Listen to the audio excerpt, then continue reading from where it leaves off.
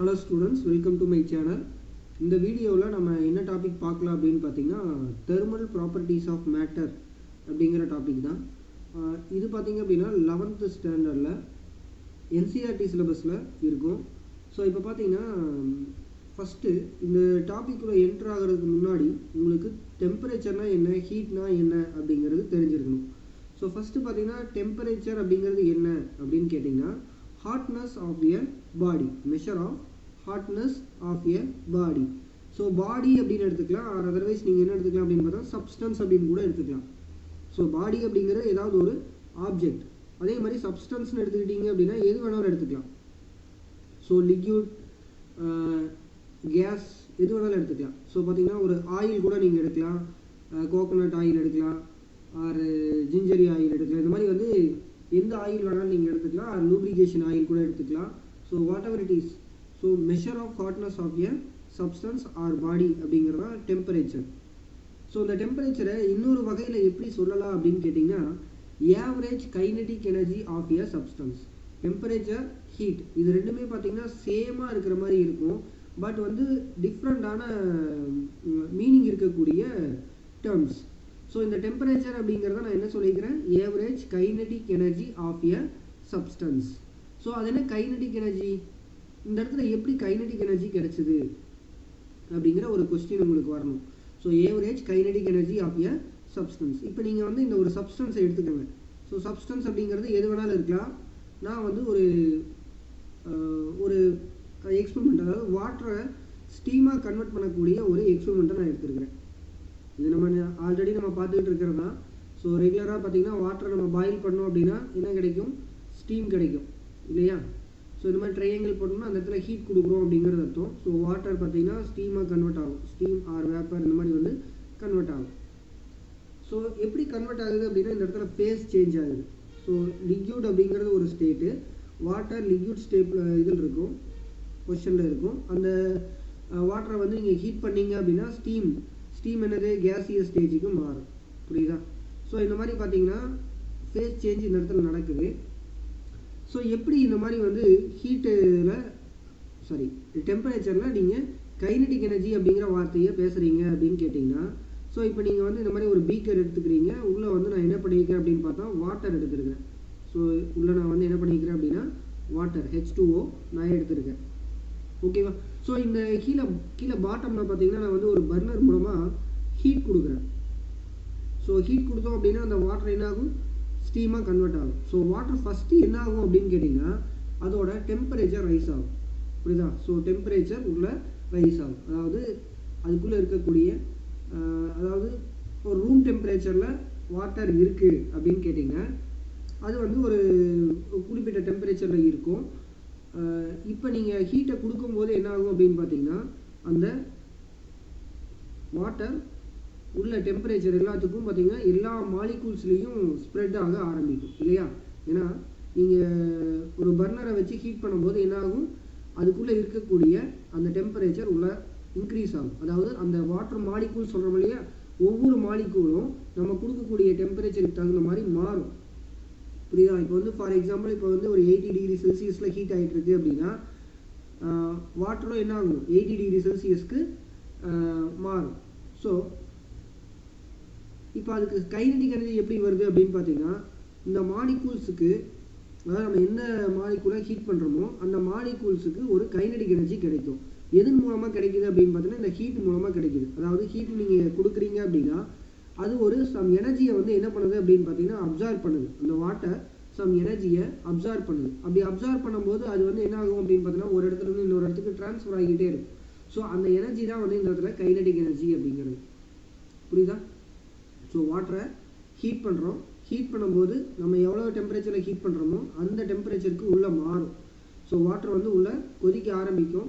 So அப்படி கொதிக்க ஆரம்பிக்கும் போது பார்த்தீங்கன்னா ஃபஸ்ட்டு வந்து அங்கங்கே பபுள்ஸ் கிடைக்கும், அதுக்கப்புறம் பார்த்தீங்கன்னா நல்லா பாயில் ஆகும். இது நமக்கு எல்லாத்துக்குமே தெரியும்.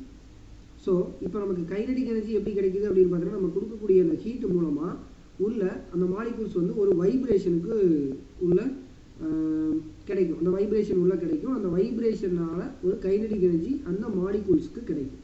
ஸோ இதனால என்ன ஆகுது அப்படின்னு பார்த்தீங்கன்னா ஒரு எனர்ஜியை அந்த இடத்துல நம்ம ஃபீல் பண்ண முடியும். ஸோ அந்த நம்ம வாட்டர் எடுத்துக்கிட்டோம் அப்படின்னா அந்த வாட்டருக்குள்ளே ஒரு எனர்ஜி அந்த இடத்துல வந்துடுச்சு. சரி, இப்போ கைனடிக் எனர்ஜி அப்படின்னு பார்க்கும்போது நீங்கள் அந்த ஹீட் பண்ணுறீங்க இல்லையா, ஹீட் பண்ணுற சோர்ஸுக்கு பக்கத்தில் இருக்கக்கூடிய மாலிகூல்ஸில் ஒரு டெம்பரேச்சர் இருக்கும். அதே மாதிரி டாப் லேயரில் பார்த்தீங்க அப்படின்னா அந்த இடத்துல ஒரு டெம்பரேச்சர் இருக்கும். இந்த 2 டெம்பரேச்சரும் சேம் நினைக்கிறீங்களா? கண்டிப்பாக இருக்கவே இருக்காது. ஏன் அப்படின்னு பார்த்தீங்கன்னா நமக்கு சோர்ஸுக்கு பக்கத்தில் அதிகமான டெம்பரேச்சர் இருக்கும். அப்படி மேலமாக போக போக போக பார்த்தீங்கன்னா உங்களுக்கு டெம்பரேச்சர் கொஞ்சம் கம்மியாகும். ஸோ பார்த்தீங்கன்னா ரொம்ப டிஃப்ரென்ஸ் இருக்காது, கொஞ்சம் கம்மியாக வாய்ப்பு இருக்குது. ஸோ இப்போது இந்த மாலிகூல், இந்த நம்ம எடுத்துக்கிட்ட இந்த H2Oவோட எல்லா மாலிகூல்லையும் ஒரு பர்டிகுலர் டெம்பரேச்சர் இருக்கும். பட் வந்து அது ஈவனாக இல்லை, ஒவ்வொரு இடத்துலையும் ஒவ்வொரு மாதிரி இருக்குது. அதனால இந்த இடத்துல ஏவரேஜ் கைனடிக் எனர்ஜியாக நீங்கள் எடுத்துக்கிட்டீங்க அப்படின்னா அதுதான் டெம்பரேச்சர். புரியுதா? ஸோ கைனடிக் எனர்ஜி எப்படி வந்துச்சு அப்படின்னா நீங்கள் ஹீட் கொடுக்குறது மூலமாக அந்த மாலிகூல் வைப்ரேட் ஆக ஆரம்பிக்கும். எதனால் வைப்ரேட் ஆகிறா? சம் எனர்ஜியை அது அப்சர்வ் பண்ணியிருக்குது. அதனால அந்த இடத்துல கைனடிக் எனர்ஜி இருக்குது. ஸோ அந்த கைனடிக் எனர்ஜி பார்த்தீங்கன்னா ஏவரேஜாக நம்ம எடுத்துக்கிட்டோம்னா டெம்பரேச்சர். ஏன் ஏவரேஜ் எடுக்கிறோம்? ஒவ்வொரு பக்கம் ஒவ்வொரு மாதிரி இருக்குது. அதோட சர்ஃபேஸில் ஒரு மாதிரி இருக்கும், அதே மாதிரி மிடில் ஆஃப் த சப்ஸ்டன்ஸில் ஒரு மாதிரி இருக்கும், டாப் லைனில் ஒரு மாதிரி இருக்கும், சோர்ஸுக்கு பக்கத்தில் ஒரு மாதிரி இருக்கும். ஸோ இந்த மாதிரி பார்த்தீங்கன்னா டிஃப்ரெண்ட்டாக இருக்கிறதுனால நம்ம என்ன பண்ணுறோம் அப்படின்னா average kinetic energy of a substance அப்படின்னு எடுத்துக்கிட்டோம்னா தட் இஸ் கால்ட் டெம்பரேச்சர். சரி, இதோட யூனிட்ஸ் அப்படின்னு பார்த்தீங்கன்னா நம்ம டெம்பரேச்சருக்கு டிகிரி செல்சியஸ் இருக்குது, டிகிரி ஃபாரன்ஹீட் இருக்குது, அதே மாதிரி கெல்வின், ரேங்கின் அப்படின்னு சொல்லிட்டு மொத்தம் 4 யூனிட்ஸ் வந்து இந்த டெம்பரேச்சருக்கு இருக்குது. யூனிட் அப்படிங்கிறது டெம்பரேச்சருக்கு ஒரு வேல்யூ இருக்கும். இப்போ இந்த இடத்துல பார்த்தீங்கன்னா 80 அப்படின்னு சொல்லியிருக்கோம் இல்லையா, 80 டிகிரி செல்சியஸ் அப்படின்னா இந்த இடத்துல 80 நியூமரிக்கல் வேல்யூ வருது இல்லையா, அது வந்து வேல்யூ. ஸோ சி அப்படிங்கிறது தான் யூனிட், டிகிரி செல்சியஸ் அப்படிங்கிறது இந்த இடத்துல யூனிட். அதே மாதிரி 80 கெல்வின் அப்படின்னு எடுத்துக்கலாம், 80 டிகிரி ஃபாரன்ஹீட் சொல்லலாம். அதே மாதிரி ரேங்கின் 80 ரேங்க், அதாவது 80R அப்படிங்கிறத நம்ம சொல்லலாம். ஸோ இந்த இடத்துல டிகிரி செல்சியஸ், அதே மாதிரி டிகிரி ஃபாரன்ஹீட், கெல்வின் இதெல்லாம் நீங்கள் அடிக்கடி யூஸ் பண்ணுவீங்க. பட் வந்து ரேங்கின் அப்படிங்கிறது உங்களுக்கு அதிகமாக கொடுத்துருக்க மாட்டாங்க, இருந்தாலும் நீங்கள் தெரிஞ்சுக்கணும். ஓகே, இப்போ வந்து ஹீட்டுக்கு வரலாம். ஹீட் அப்படிங்கிறது என்ன? It is a form of energy transferred between systems. So இந்த இடத்துல சிஸ்டம், சரௌண்டிங் அப்படிங்கிற 2 வேர்டு கொடுத்துருக்காங்க பாருங்கள். சிஸ்டம், சரௌண்டிங் அப்படிங்கிறது, அதாவது எந்த இடத்துல ஒர்க் நடக்குதோ அதை வந்து நம்ம சிஸ்டம் அப்படின்னு சொல்லிட்டு ஒரு ரீஜியனை நம்ம கன்சிடர் பண்ணலாம். சரி, இப்போ இதில் நம்ம எடுத்துக்கிட்ட இந்த பாயிலிங் ஆஃப் வாட்டர் ஆக்ஷன் இருக்கு இல்லையா, இதுலேயே பார்த்தீங்கன்னா சிஸ்டம் அப்படிங்கிறது என்ன அப்படின்னா இந்த பீக்கருக்குள்ளே வாட்டர் இருக்கு இல்லையா, இந்த பீக்கரை தான் நீங்கள் வந்து சிஸ்டம் அப்படிங்கிறத நீங்கள் எடுத்துக்கலாம். ஸோ ஏன் அப்படின்னு பார்த்தீங்கன்னா இந்த சிஸ்டம்குள்ளே ஒரு குறிப்பிட்ட ட்ரான்ஸ்ஃபர்ஸ் நடக்குது. அதாவது heat transfer, mass transfer, work transfer அப்படின்னு சொல்லிட்டு 3 இருக்குது. இது வந்து தெர்மோடைனமிக் சாப்டர் வரும்போது உங்களுக்கு நல்லா தெளிவாக நடத்தியிருப்பாங்க. இப்போதைக்கு சிஸ்டம்னா என்ன, சரௌண்டிங்னா என்ன அப்படிங்கிறத மட்டும் தெரிஞ்சுக்கோங்க. ஸோ தெர்மோடைனமிக் சாப்டரில் பார்த்தீங்க அப்படின்னா உங்களுக்கு சிஸ்டம், அதே மாதிரி சரௌண்டிங் அண்டு பவுண்ட்ரி, இது 3 வந்து சொல்லுவாங்க. ஸோ இந்த இடத்துல சிஸ்டம் அப்படிங்கிறது என்ன அப்படின்னு கேட்டிங்கன்னா நமக்கு எந்த இடத்துல mass transfer, heat transfer, work transfer இதெல்லாம் நடக்குதோ அதுதான் வந்து சிஸ்டம். இந்த இடத்துல நீங்கள் ஹீட் கொடுக்கும்போது என்னாச்சு, அந்த ஹீட் பார்த்தீங்கன்னா உள்ள வாட்டருக்குள்ளே ட்ரான்ஸ்ஃபர் ஆச்சு. அப்போது இந்த பீக்கர் வந்து ஒரு சிஸ்டம் அப்படின்னு நீங்கள் கன்சிடர் பண்ணிக்கணும். புரியுதா? இப்போ ஒரு ரூம் இருக்குது, அந்த ரூமுக்குள்ளே ஏதாவது ஒரு கம்பஸ்டன் ப்ராசஸ் நடக்குது, அதாவது ஏதாவது ஒரு பொருளை வந்து எரிக்கிறீங்க, ஒரு ரூம்குள்ளே வச்சு எரிக்கிறீங்க அப்படின்னா அந்த ரூமை நீங்கள் சிஸ்டமாக கன்சிடர் பண்ணலாம். புரியுதா? ஸோ சிஸ்டம் அப்படிங்கிறது ஏதாவது ஒரு ஒர்க்கோ இல்லை ஹீட் ட்ரான்ஸ்ஃபரோ இல்லை மாஸ் ட்ரான்ஸ்ஃபரோ ஏதோ ஒன்று நடந்துச்சு அப்படின்னா அந்த இடத்துல நீங்கள் சிஸ்டம் அப்படின்னு சொல்லிட்டு அந்த ரீஜியனாக சொல்லலாம். அந்த ஏரியா ஆர் ரீஜியன் இதை வந்து சிஸ்டம்னு சொல்லலாம். சரௌண்டிங் அப்படிங்கிறது அந்த சிஸ்டமை தவிர மறுபடி எது இருந்தாலும் சரௌண்டிங் அப்படின்னு சொல்லலாம்.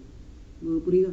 ஸோ இப்போ இந்த இடத்துல பார்த்தீங்கன்னா இந்த பீக்கரை மட்டும் நீங்கள் சிஸ்டம் எடுத்துக்கிட்டீங்க. அப்போ சரௌண்டிங்னா என்ன அப்படின்னு பார்த்தீங்கன்னா இந்த பீக்கரை தவிர வெளியில் இருக்கக்கூடிய அத்தனை ஏரியாவுமே நீங்கள் சரௌண்டிங் அப்படின்னு சொல்லலாம். புரியுதா? பவுண்ட்ரி அப்படிங்கிறது என்னென்னா இந்த லேயர் இருக்கு இல்லையா, அந்த பீக்கரோட வால்ஸ் சர்ஃபேஸ் இருக்கு இல்லையா, வால் சர்ஃபேஸ், அந்த லேயர் பார்த்தீங்கன்னா பவுண்ட்ரி அப்படின்னு நீங்கள் சொல்லலாம். ஸோ இப்போ இந்த இடத்துல ஹீட் என்ன ஆகும் அப்படின்னு பார்த்தீங்கன்னா it is a one of energy. So heat அப்படிங்கிறது ஒன் ஃபார்ம் ஆஃப் எனர்ஜி. அந்த எனர்ஜி என்ன பண்ணுது அப்படின்னு பார்த்தீங்கன்னா இந்த பவுண்டரியை தாண்டி உள்ளேயும் வெளியிலையும் போயிட்டு வருது. ஸோ இப்போ இந்த இடத்துல போக மட்டும்தான் செய்யுது, வராது. ஸோ ஹீட் வந்து 80 டிகிரி செல்சியஸில் வாட்டர் வந்து நீங்கள் ஹீட் பண்ணுறீங்க அப்படின்னா இந்த இடத்துல உங்களோட சோர்ஸிலிருந்து அந்த பவுண்டரியை தாண்டி வாட்டருக்குள்ளே என்ட்ரி ஆகுது. என்ட்ரி மட்டும்தான் ஆகும், வெளியில் வராது. ஸோ எப்படி எப்படி வெளியில் வரும் அப்படின்னு பார்த்தோன்னா இந்த இடத்துல ஸ்டீமாக வெளியில் வருது இல்லையா வாட்ரு, அதோட சேர்ந்து ஹீட்டு வெளியில் வரும். ஸோ இந்த இடத்துல மூவ் ஆகுது, இந்த இடத்துல ஹீட் உள்ள என்ட்ரி ஆகுது, இந்த இடத்துல எக்ஸிட் ஆகுது ஹீட்டு. புரியுதா? ஸோ ஹீட் வந்து உள்ளே போகுது, அதே மாதிரி வெளியிலையும் வருது. ஸோ ஹீட் ட்ரான்ஸ்ஃபர் நடக்குதா, உள்ளேயும் வெளியிலையும் போயிட்டு வருதா. ஸோ அதனால் பார்த்தீங்க அப்படின்னா ஹீட் அப்படிங்கிறத நம்ம என்ன ஆகும் அப்படின்னு ஹீட் அப்படிங்கிறத நம்ம எப்படி மெஷர் பண்ணுறது அப்படின்னா ட்ரான்ஸ்ஃபர் மூலமாக தான் மெஷர் பண்ண முடியும். ஸோ ஹீட்டை எப்படி மெஷர் பண்ணுறது? ட்ரான்ஸ்ஃபர். ஸோ ஹீட் வந்து ஒரு இடத்துலேருந்து இன்னொரு இடத்துக்கு ட்ரான்ஸ்ஃபர் ஆகும்போது அதை நம்ம என்ன பண்ணலாம் அப்படின்னா மெஷர் பண்ணலாம். ஸோ ஹீட் ட்ரான்ஸ்ஃபருக்கான ஃபார்முலா என்ன அப்படின்னு பார்த்தீங்கன்னா Q is equal to m into C into T2 minus T1. So இந்த இடத்துல எவ்வளோ ஹீட் வந்து ட்ரான்ஸ்ஃபர் ஆச்சு அப்படின்னு உங்களுக்கு எப்படி தெரியும்? நீங்கள் வாட்டர் பாயில் பண்ணுறதுக்கு முன்னாடி ஒரு டெம்பரேச்சர், அது வந்து T1 அப்படின்னு எடுத்துக்கோங்க. T1 அப்படிங்கிறது பிஃபோர் பாயிலிங். ஓகே. அதே மாதிரி T2 அப்படிங்கிறது ஆஃப்டர் பாயிலிங். ஸோ நமக்கு ஸ்டீம் கிடச்சிச்சுன்னா 100 டிகிரி செல்சியஸை ரீச் பண்ணிடுச்சுன்னு அர்த்தம் இல்லையா, ஆஃப்டர் பாயிலிங். அதே மாதிரி மாஸ் அப்படிங்கிறத நீங்கள் எடுத்துக்கிட்ட அந்த வாட்டரோட மாஸ். புரியுதா? Mass of water.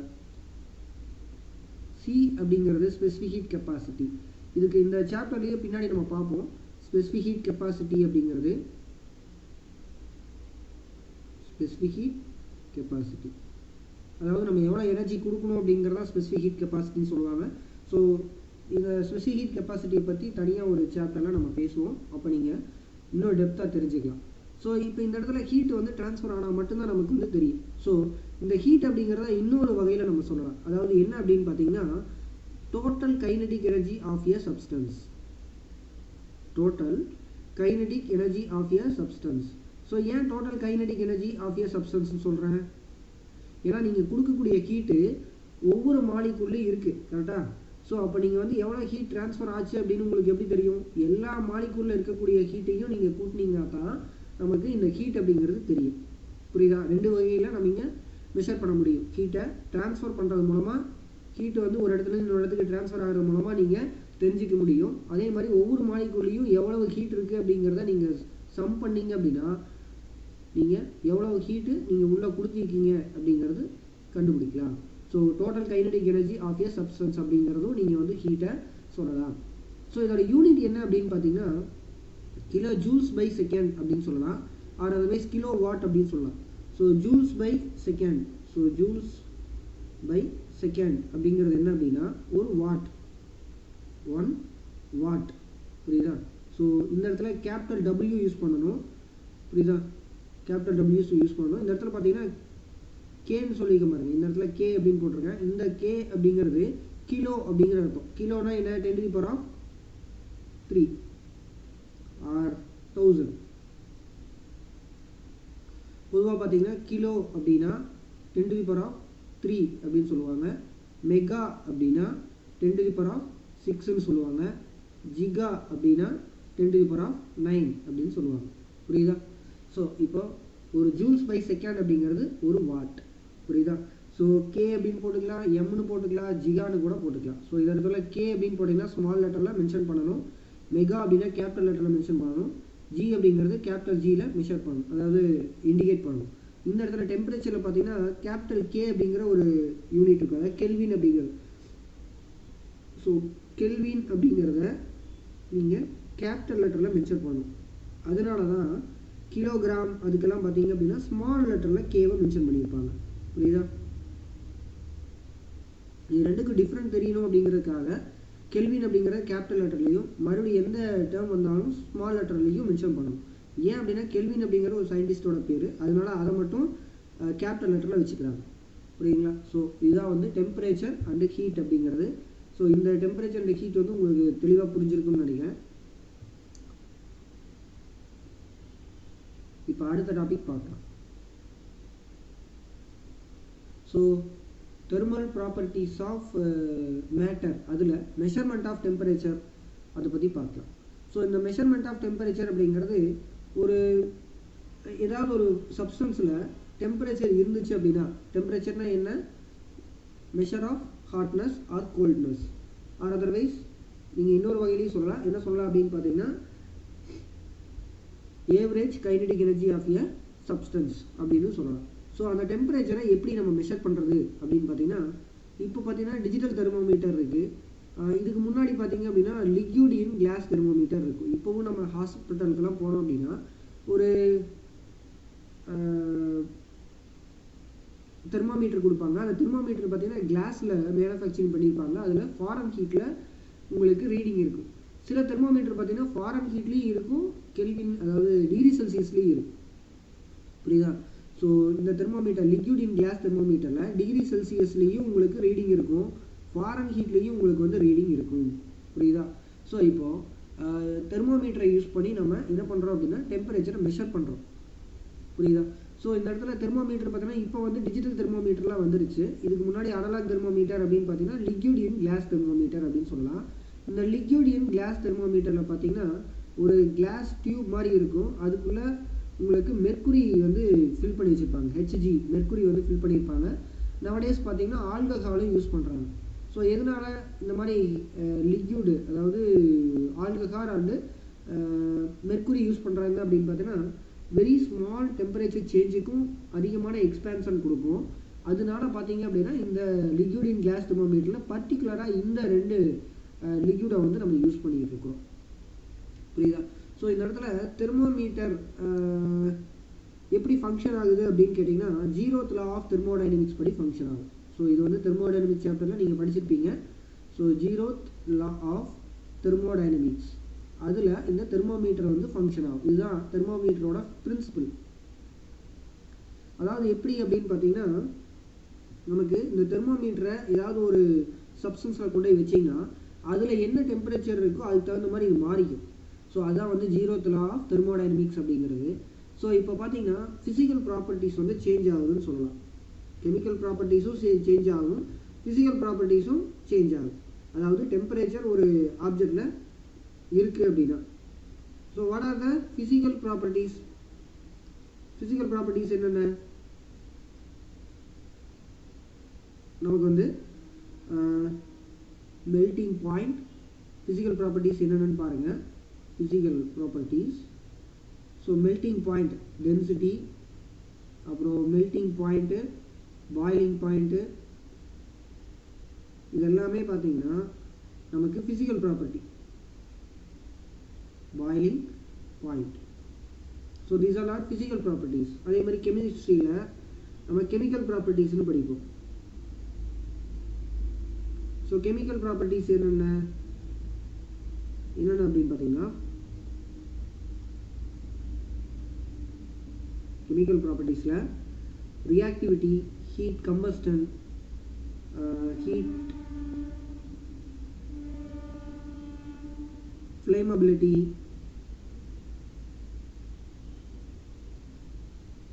and then toxicity,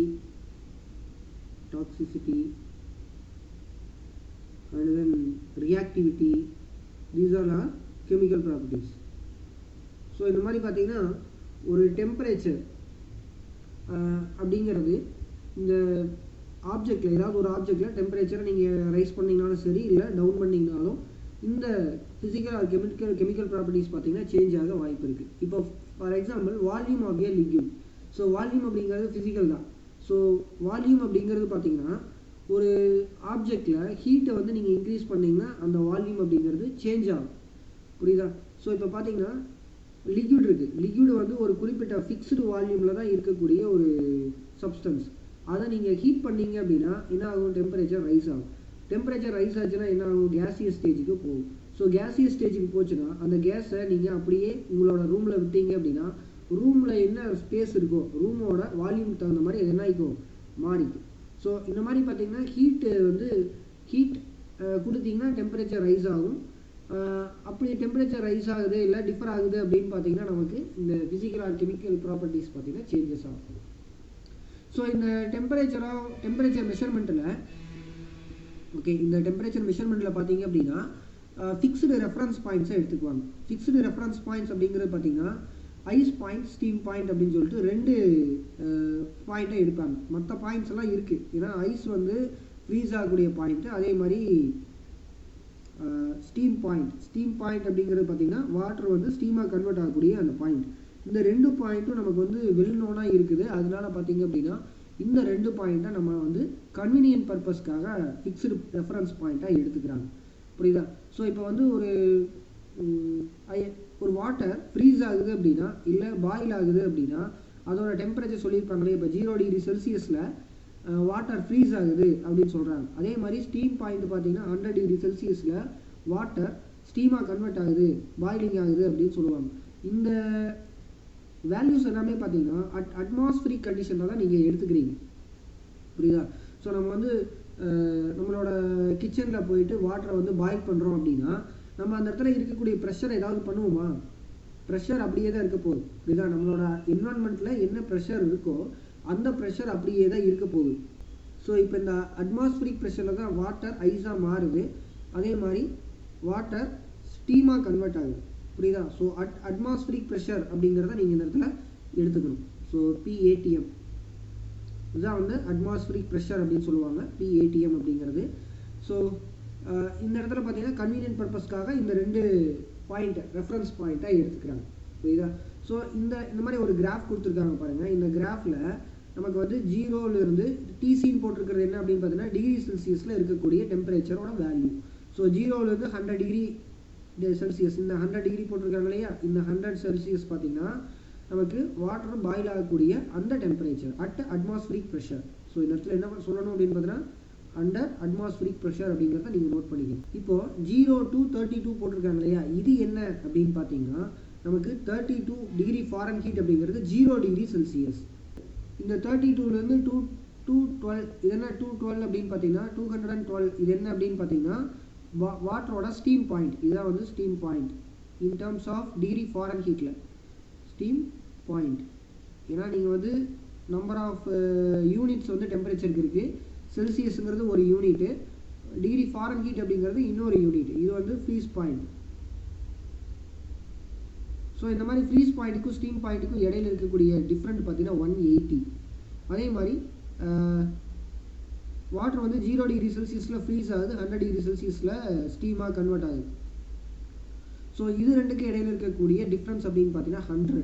so இப்போ பார்த்தீங்கன்னா ரிலேஷன்ஷிப் எப்படி வரும் அப்படின்னு பார்த்தீங்கன்னா TF minus 32 dividing by 180. இந்த இடத்துல TF minus 32 dividing by 180 அப்படின்னு போடணும். So which is equal to TC dividing by 100. ஓகேவா? இந்த ரிலேஷன்ஷிப்பில் நீங்கள் இந்த TFல பார்த்தீங்க அப்படின்னா ஃபைனல் டெம்பரேச்சர் ஃபார் எக்ஸாம்பிள் 212 அப்படிங்கிற டெம்பரேச்சரை இங்கே நீங்கள் சப்ஸ்டியூட் பண்ணீங்க அப்படின்னா 212 minus 32 dividing by 180 which is equal to TC dividing by 100. So 212ங்கிறது ஸ்டீம் பாயிண்ட் இல்லையா. ஸோ இது வந்து கேன்சல் ஆயிடும், அதாவது 180 கேன்சல் ஆயிடும். So TC value will be 100 degree Celsius. புரியுதா? ஸோ இந்த மாதிரி வந்து இந்த ரிலேஷன்ஷிப்பில் நீங்கள் அந்த 212 சப்ஸ்டியூட் பண்ணீங்க அப்படின்னா உங்களுக்கு கரெக்டான ஆன்சர் கிடைக்கும். ஸோ வாட்டரோட ஸ்டீம் பாயிண்ட் அட் அட்மாஸ்பியரிக் ப்ரெஷரில் பார்த்தீங்கன்னா 100 டிகிரி செல்சியஸ். புரியுதா?